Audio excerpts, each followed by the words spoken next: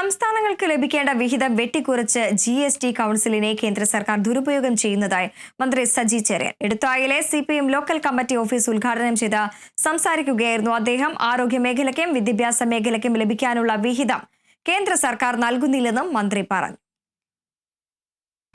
2 ലക്ഷം കോടി രൂപ ബഡ്ജറ്റുള്ള സ്റ്റേറ്റില് ഈ സംസ്ഥാനത്തിന് വികസന പ്രവർത്തനങ്ങൾ നടത്താതിരിക്കാൻ ചെയ്യാവുന്ന മുഴുവൻ ചെയ്തുകൊണ്ടിരിക്കുന്നത്.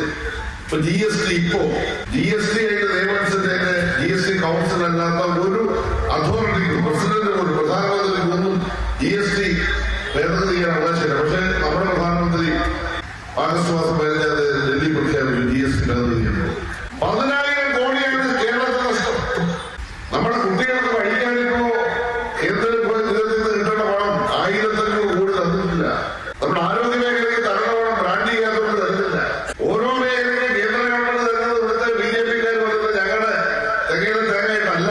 ഇവിടുന്ന് പിരിച്ചോണ്ട് പോകുന്നതിനകത്ത് നേരത്തെ നമുക്ക് 100 രൂപ കൊണ്ടുപോയാൽ 300 രൂപ 100 രൂപ 300 ഇപ്പൊ 1,400 രൂപ